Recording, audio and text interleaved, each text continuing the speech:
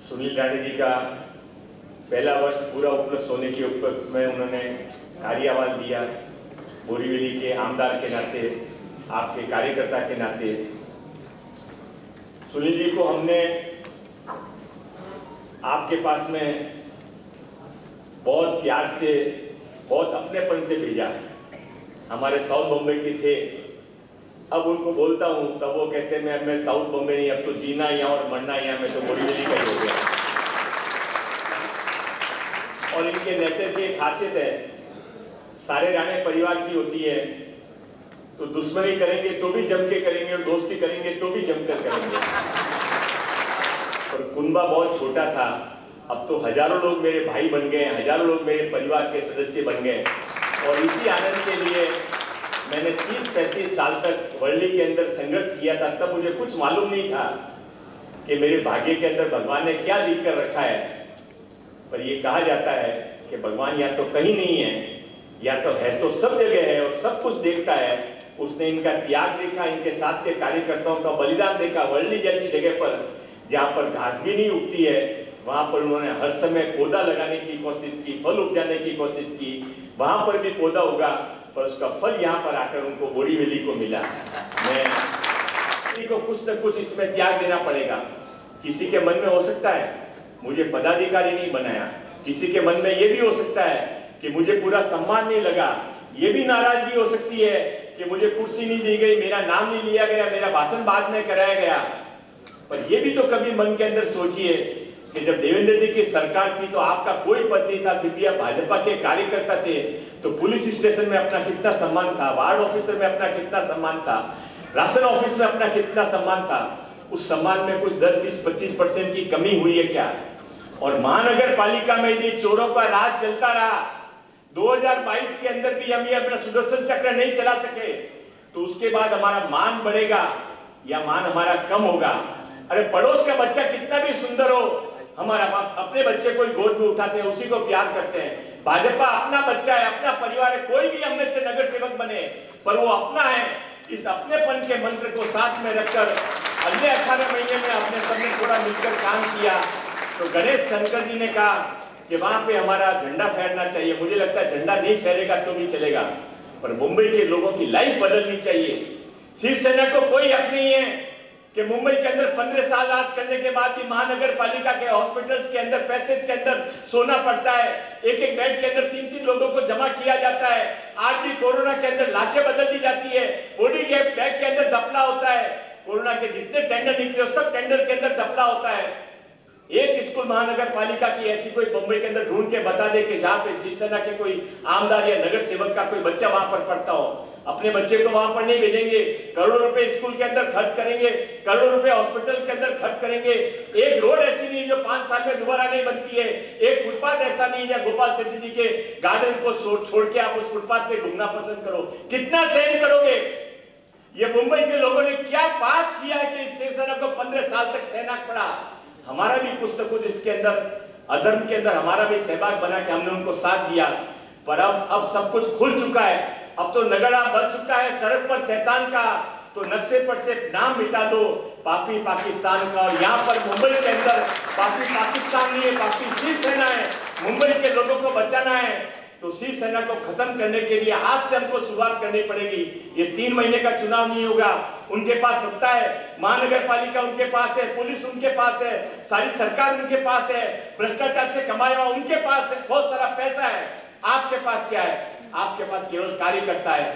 पर जो एक दीवार पिक्चर का डायलॉग था, तुम्हारे पास बहुत कुछ है पर मेरे पास माँ है, उनके पास बहुत कुछ है पर भाजपा के पास कार्यकर्ता है। तेलंगाना में, आंध्र में, कर्नाटक में ऐसी बातें होती है कि जब भी अपना यहाँ का विधायक यानी वहां का विधायक जब कभी अपना वर्ष पूरा करता है तो गांव के लोग उसके पास जाके पूछते हैं कि भैया एक साथ पूरा होने वाला है, कब अपना आवाज निकालोगे? यानी मैंने मनोमन ये बात समझ ली कि ये पुराना 20, 22, 25 वर्ष का कार्यकर्ता मुझे कुछ हिदायत दे रहा है कि 24 अक्टूबर 2020 को आपकी आयात होने की 1 वर्ष पूरा हो चुका है, तो आप इसके बारे में चर्चा कब करोगे? मेरे दिमाग में ये बात आई तो मैंने तुरंत हमारे जिला अध्यक्ष को कहा कि 24 अक्टूबर 2020 को इस पूरे महाराष्ट्र में जितने विधायक चुनाए गए हैं उनको 1 साल पूरा हो रहा है और ये मेरी रिस्पॉन्सिबिलिटी नहीं, ये मेरा दायित्व बनता है। भारतीय जनता पार्टी के 1978 से लेके लगातार चुनाव जीतने वाले आदरणीय रामभाऊ नाईक जी, उसके पश्चात लगातार 3 चुनाव जीतने वाले आदरणीय हेमेंद्र भाई, लगातार इसी बोरिवली में और फिर उत्तर मुंबई में 7 चुनाव जीतने वाले गोपाल भाई शेट्टी जी, और 30 वार्ड में से 3 जगहों पे भाजपा जीतती है। लालबाग, परेल, शिवडी, वर्ली, भायखला, मुंबादेवी, शिवाजी पार्क, चारों तरफ शिवसेना के गढ़ में भारतीय जनता पार्टी को जिंदा रखते हैं। और इसके लिए आने वाले समय में महानगर पालिका में बैठे हुए हमारे नगर सेवकों को लोगों से एक ही प्रश्न पूछना है। विचार करो, पिछले 10 वर्षों में महानगर पालिका में शासन करने वाली शिवसेना, आज कोरोना के महामारी के संकट में जूझने वाले हमारे सभी कोरोना योद्धा, लगातार कोरोना के संकट में पहले दिन से बाहर निकलने वाले श्री गोपाल भाई शेट्टी जी, लगातार काम करने वाले। लेकिन विचार करो, महानगर पालिका में कभी ना कभी तो हमारे नगर सेवक और लोगों ने प्रश्न उठाने की आवश्यकता है की महानगर पालिकेचं गेल्या 10 वर्षातलं आरोग्य खात्याचं बजेट किती असेल? तर दरवर्षी 4,500 कोटी। नितेशजी ने याची कल्पना आहे, योगेशजी आपले नगरसेवक होते, गोपालभाई नगरसेवक होते, अनेक नगरसेवक इथे बसले आहेत, विनोद नगरसेवक होते, म्हणजे 45,000 कोटी गेल्या 10 वर्षामध्ये आरोग्य खात्याच्या बजेटमध्ये होते। मग महानगरपालिकेमध्ये असलेल्या शिवसेनेला हा प्रश्न कधी विचारायचा? हा बंद हॉलमध्ये आपण विचारायचा नाही, येणाऱ्या कालावधीमध्ये रस्त्यावर उतरून भारतीय जनता पार्टी विचारल्याशिवाय राहणार नाही। सुनील राणे जी चुनकर आने के 1 साल के पश्चात जो विधायक कार्य उन्होंने मतदार संघ में हो, महाराष्ट्र के विधानसभा में हो, वो सारी बातें, सारी झलकियाँ इस पुस्तक में अंकित करने का प्रयास उन्होंने किया। और मुझे एक सांसद के नाते बड़ा गर्व होता है कि साल पूरा होते ही एक बढ़िया पुस्तिका के माध्यम से अपने किए हुए काम का अहवाल लोगों तक पहुंचाने का प्रयास उन्होंने किया। और 1 साल में कोरोना का 6 महीना अगर आप निकाल देते हो तो बचते हैं सिर्फ 6 महीने। वो 6 महीने में और कोरोना के दरमियान भी बड़े पैमाने पे उन्होंने काम किया। बोरीवली के हर गली कूचे तक पहुंचने का उन्होंने प्रयास किया। वैसे बोरीवली मतदार संघ बहुत बड़ा है क्योंकि 2 भाग में बटा हुआ है, गोरई मनोरी दरिया के उस पार है और इस पार का भाग, और पीने के पानी से लेकर रास्ता हो, प्लेग्राउंड बहुत सारे बने हुए बोरीवली में, लेकिन उसको और सौंदर्यकरण करना, इस प्रकार के सभी कामों का प्रयास उन्होंने किया। और सबसे बड़ी उपलब्धि अगर मैं बताऊंगा तो मैं 28 साल से जनप्रतिनिधि के नाते काम करता हूं, लेकिन रात को मतदार संघ में विजिट करना चाहिए ऐसा कम से कम मेरे दिमाग में कभी भी नहीं आया।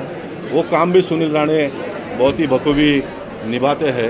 ये करने से पुलिसों का एक्टिविटी लेवल बढ़ता है ऐसा मेरा मानना है।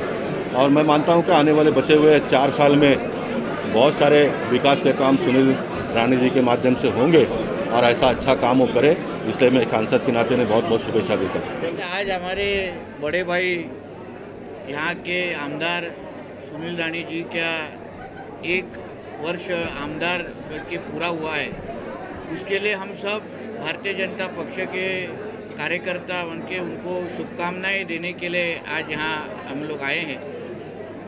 पूरे 1 साल में सुनील राणे जी ने जिस तरीके से बोरीवली में काम किया है, वो एक आदर्श काम पूरे महाराष्ट्र में एक आमदार कैसा होना चाहिए उसका एक अच्छा उदाहरण सुनील राणे जी ने अपने माध्यम से दिया है।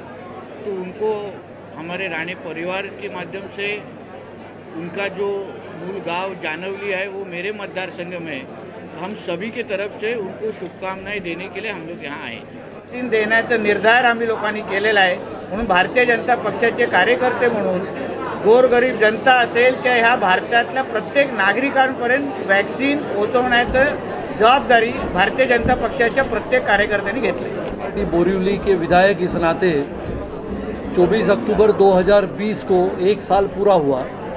जैसे हम हर बार हर व्यक्ति अपना सालगिरह मनाता है, वैसे विधायक होने के नाते 1 वर्ष बिल्कुल आज पूरा होने के पश्चात, जिसको हम कहते हैं ऑन डॉट अपना प्रोग्रेस रिपोर्ट यानी अपना अहवाल, जिस जिम्मेदारी से, जिस विश्वास से लोगों ने हमें वोट दिया, मत दिए, उसको निभाते हुए लोगों के सामने 7 महीने के कोरोना काल के इस संदर्भ में भी, जो 5 महीने कोरोना न होने के कारण और कोरोना होने के बावजूद जो काम हमने लगातार इस बोरीवली विधानसभा में किया है, पानी से लेके, रास्ते से लेके, आदिवासी क्षेत्र में भी हमने काम शुरू किया है, मुझे लगता है ये हमारा दायित्व है, ये हमारी जिम्मेदारी है। और ये जिम्मेदारी पूरा करने का अगर दिन कौन सा है तो हर साल में 24 अक्टूबर को ये मेरा वादा है, ये हर साल का मेरा प्रोग्रेस रिपोर्ट 24 अक्टूबर को हम आपको देंगे।